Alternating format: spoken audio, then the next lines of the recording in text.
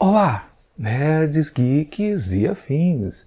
Estamos todos aqui nas tumbas, acompanhando o quarto episódio da primeira temporada da série Cavaleiro da Lua, exibido na Disney+.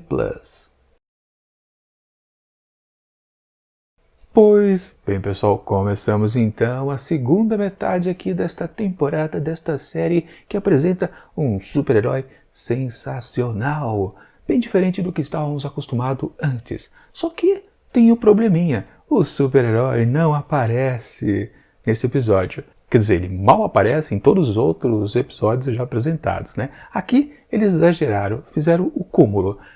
Ele não só aparece, como ele é representado apenas como um bonequinho. Tem uma certa... entenderam a piada? Tem os deuses que foram aprisionados dentro daquele objeto. Tem um nome, né? Eu fiz uma pesquisa aí, tem um certo nome, não sei se é dito na série, nem reparo para falar a verdade.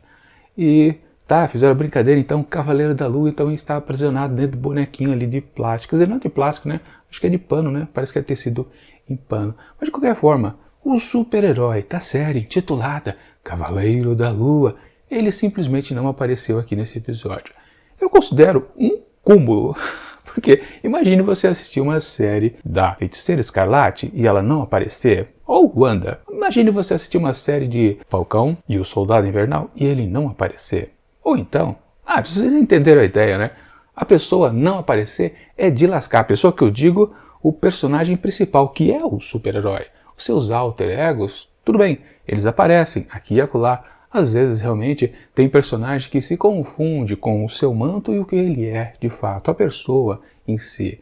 Mas esse personagem especificamente do Cavaleiro da Lua, que tem um traje completamente impactante, visualmente, né? É forte o desenho do traje do Cavaleiro da Lua. Sempre foi, mesmo nos quadrinhos, e a adaptação que foi feita aqui para a série, em carne e osso, né? Embora se valha muito de efeitos especiais, é bacana, a gente quer ver esse personagem, esse super-herói, mas eles, de propósito, eles não aproveitam a figura, a nova figura, que a gente precisa levar em consideração. Caramba, está sendo apresentado um novo personagem, um personagem que não é conhecido pelas grandes massas, né? Na verdade, ele nunca foi citado em nenhum filme, nenhuma outra série, ou seja, é um personagem difícil. Aí você lembra de tempos onde se apresentavam novos personagens, como, por exemplo, né, Guardiões da Galáxia. Caramba, ninguém conhecia aquele grupo, mas é um grupo que imediatamente encantou a todos, ou seja, no primeiro produto você já quer ver o segundo. Agora aqui, em Cavaleiro da Lua, alguém realmente quer ver uma segunda temporada de um sujeito que a gente mal ouve e quando ele está realmente aparecendo em tela, quando ele está lutando, combatendo, entre aspas, o mal, a gente se importa com ele? Eu não me importo, porque eu já disse isso em outros vídeos. Eu não consigo me identificar com ninguém aqui nessa série. Nem o próprio super-herói, nem seus dois alter egos. E vão aparecer mais, né? E aliás, nem mesmo com a mocinha aqui eu não me interesso. Que aliás, foi muito destacada aqui nesse episódio. Praticamente, né? Na abertura da segunda metade da série se valorizou mais a Layla do que qualquer outra coisa. Sim, claro, para fechar aquele mote que existia a respeito de um detalhe do seu personagem, que é a questão do seu pai. Por que ele morreu, por que ele foi morto, por que ele foi assassinado. E claro, já haviam telegrafado no episódio anterior que a culpa foi porque mercenários o mataram. Ou seja, não mercenários. Isso foi especificamente estabelecido aqui nesse episódio. Mas já dava a entender que ele foi morto amando talvez de alguém e eu supus, né? Claro, foi o Mark que matou o pai de Layla. Aqui se revelou tudo, se concluiu e se negou também, né? Ele disse, não, foi o meu parceiro que pirocou, quis aquela coisa do poder absoluto, né? Matou todos lá os arqueólogos, inclusive seu pai. Aliás, ele me matou também, né? Ou tentou me matar, porque foi justamente nesse evento que o Khonshu requisitou então o Mark Spector como seu avatar, né? O livrou da morte. E o porquê talvez a gente nunca saiba exatamente o motivo, né? Talvez nunca seja explicado. Aliás,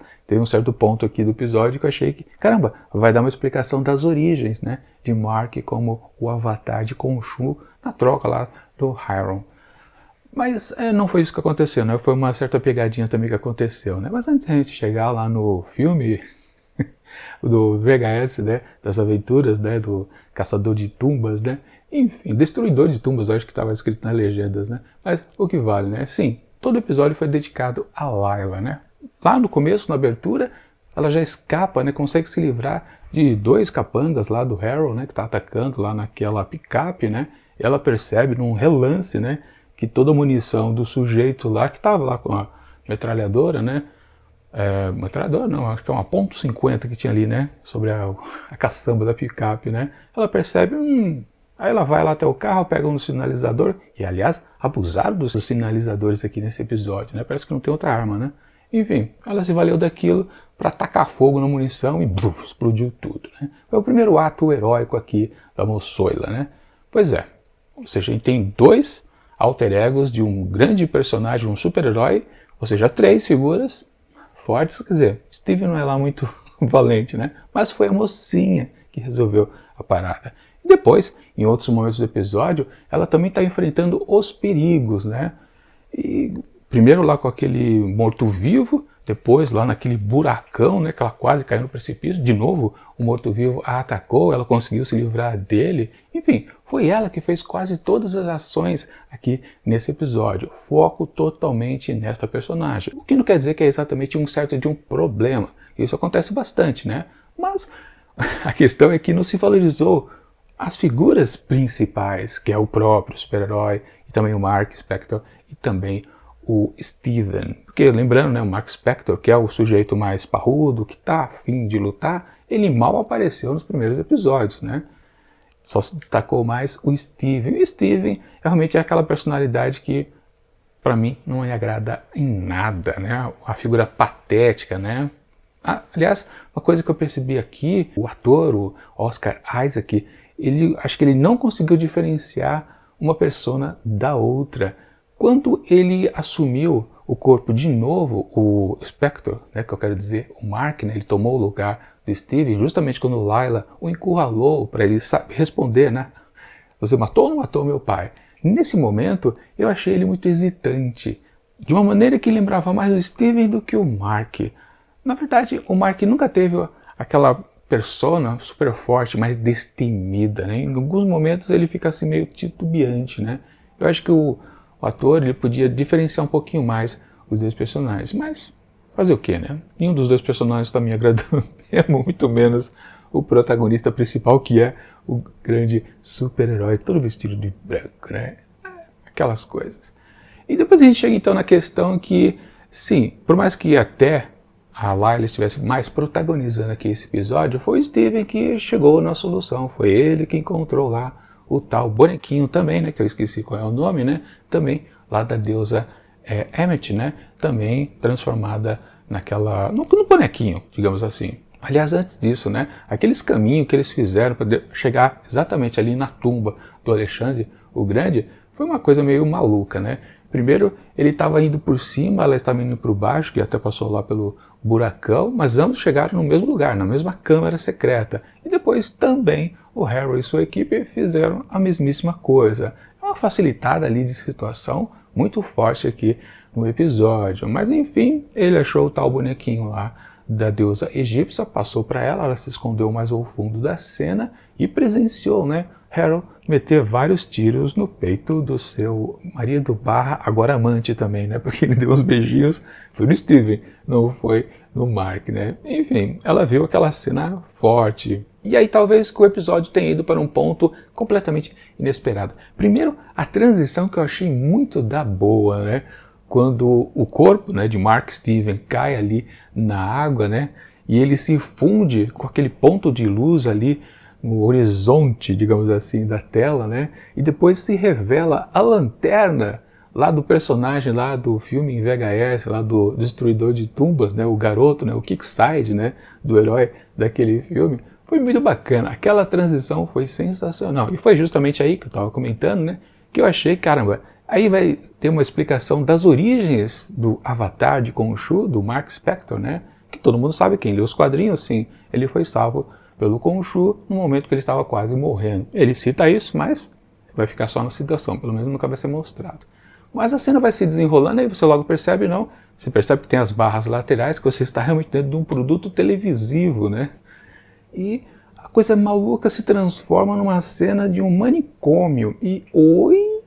Aí você também fica pensando, é fácil a identificação, não precisa nem traduzir. Você já começa a pensar, caramba, tudo não passou de uma alucinação de um maluco? Aliás, a cena demora até revelar que é o Mark, ou o corpo do Mark / Steven, que está ali tendo voltado de alucinações. Tá, demora, a gente já sabe que é ele que vai aparecer, né, depois da parede, mas é pior ainda quando começa aquela voz do, entre aspas, doutor falando com ele, e você já sabe, caramba, é ali o Ethan Hawke que está interpretando lá o Harold, né? Mas demora, fica nublado, né? Visão turva, né? Do personagem que anda todo ainda cheio de narcótico, né? Ele não vê direito, né? Mas você já sabe, caramba, para nós não precisa ficar demorando a entregar a revelação de quem é. Demora muito para a imagem começar a ficar nítida e a gente enxergar quem é o personagem. Para que tanta frescura? Não precisava. Aliás, a cena inteira, né? Por 2 vezes, esconde personalidade. Primeiro esconde a personalidade do Steven / Mark atrás de uma parede e também depois do Harold. Não precisava. Também tinha a presença ali da Layla, né? Enfim, até de um dos capangas que foram mortos, né? Que foi aquele monstro vivo pegou, né? Monstro vivo, aquele morto-vivo estava dissecando, né? Tirando os órgãos internos, né? Acho que é aquele que tentava segurar ele, né? Bom, enfim, uma cena confusa que você não entende direito. Caramba, o que é isso? Então tudo não passou realmente de uma alucinação do personagem? Vamos para um outro patamar da história? Mas como? Isso seria um baita de um reset na série. Só que, claro, nesse ponto que parece uma coisa ok, depois vai se transformando em algo que você percebe, não, também não está certo essa cena aqui da, talvez, realidade correta. Porque aí a gente vamos para um ponto onde ele foge, né? E ele acaba encontrando um sarcófago dentro de uma sala e dentro dela está o Steven. Ou seja, então ali realmente era o Mark. Aliás, o próprio doutor ali já tinha falado que ele era o Mark Spector, né? Mas, então, Mark encontra dentro de um sarcófago, coisa completamente doida, né? Encontra o Steven e ambos não entendem como é que a gente está se vendo aqui em, entre aspas, carne e osso. Eles saem do corredor e ainda tem outra sala onde tem outro sarcófago, que também está enrolando para apresentar a terceira personalidade, que foi aquela que, vale lembrar, no episódio anterior, fez aquelas mortes que ambos, Steve e Mark, disseram, não fui eu, foi você? Não, também não fui eu não, quem foi? Foi a terceira personalidade que está dentro daquele sarcófago. Ou seja, a série está enrolando demais, a série está acabando já os episódios dessa temporada, e fica com esse churumela. Pra quê? Diz logo que há mais um personagem, outra personalidade ali presente, né? Mas não, eu fico enrolando. E depois tem um desfecho completamente maluco, onde eles dão de cara com uma deusa com a aparência de um hipopótamo, né? Deusa, né? Porque tem a voz feminina, né? Que maluquice foi aquela? Agora, o que a gente deve levar em consideração disso? Eu sei que tem gente aqui alucinada, caramba, a série pirou, tá sensacional. Pra mim, tá um lixo. Vou ser bem sincero pra vocês. Uma maluquice que não tem sentido nenhum, no momento que a série, aliás, ela não tinha nem se encontrado ainda. Eu não sei porque eu tô assistindo essa série até agora. O objetivo dos personagens que é encontrar primeiro a deusa antes do vilão. Eu não tô motivado por isso, sinceramente, não. É o que eu digo, eu não consigo me identificar com nada aqui em Cavaleiro da Lua. Não consigo com o super-herói, não consigo com os personagens protagonistas, que são avatares dele, né, que são os alter egos dele. Não consigo me identificar com a mocinha, nem o vilão, que parecia ser muito promissor lá no primeiro episódio.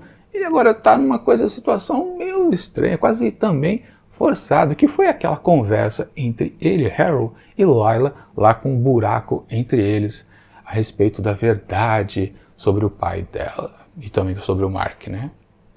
Uma coisa forçada, né? Mais questão de fazer pose do que qualquer outra coisa. Não tem sentido nenhum aquilo lá, realmente nada. Eu tô gostando aqui dessa série, mas tenho certeza, tem muita gente que tá adorando, achando sensacional. Como? Se nem personagem, o protagonista, o super-herói, não aparece em cena. Isso não é uma série de super-heróis. Com certeza não. Claro, você pode até dizer, não, mas não era exatamente isso que era WandaVision. A gente não via os dois personagens como super-heróis. Eles estavam vivendo uma vida cotidiana. Sim, mas tinha um esquema ali, né? Tinha uma trama que tinha todo sentido. Eles estavam naquela situação de não serem super-heróis para poderem existirem como casal, né? Tinha uma intenção clara, era óbvio, mas aos poucos eles iam acordando, né? E viravam a Wanda, que a gente conhece, ainda não se chamava, né? Feiticeira Escarlate, e também o Visão. Mas é uma coisa completamente diferente. Aquilo funcionava, a gente não encontrar os super-heróis de fato. Aqui não funciona. Na verdade, dá para dizer que esta série aqui, Cavaleiro da Lua, é o oposto do que conseguiu fazer WandaVision. Com certeza. Bom, eu achei esse episódio aqui também meia boca. E vou dar também uma nota intermediária. Portanto, para esse quarto episódio aqui de Cavaleiro da Lua, eu atribuo apenas 2,5 asteriscos. Não vale nada mais do que isso. Claro, a nota pesa justamente porque eu não estou gostando de nada e realmente deixa pra lá. Eu só vou assistir os 2 próximos episódios porque eu preciso cumprir tabela. Eu abandonaria essa série com certeza. E olha que nem Gavião Arqueiro eu fiquei nessa de será que vale a pena assistir ou não? Essa sim, eu fico me perguntando o tempo todo, porque lá em Gavião eu tinha esperança, não. Depois engrena, no próximo episódio engrena a trama. Nunca engrenou, mas eu sempre ficava considerando que poderia engrenar, né? Porque a gente já sabia que aparecia, por exemplo, o Rei do Crime lá no finalzinho, né? E outras coisitas, né? A irmã também da Natasha, enfim. Mas aqui, como a gente não conhece o personagem, a gente não consegue projetar nada. A gente não pensa em nenhuma participação de outros personagens. Quem você pensa que pode aparecer por aqui? Nada. Indefinido. Simplesmente uma série bem fraca. Mas eu quero saber a opinião de vocês. Vai ver que eu tô louco, né? Vai ver que eu tô amarrado lá no manicômio. Enfim, escreve aqui nos comentários do vídeo. E tchau!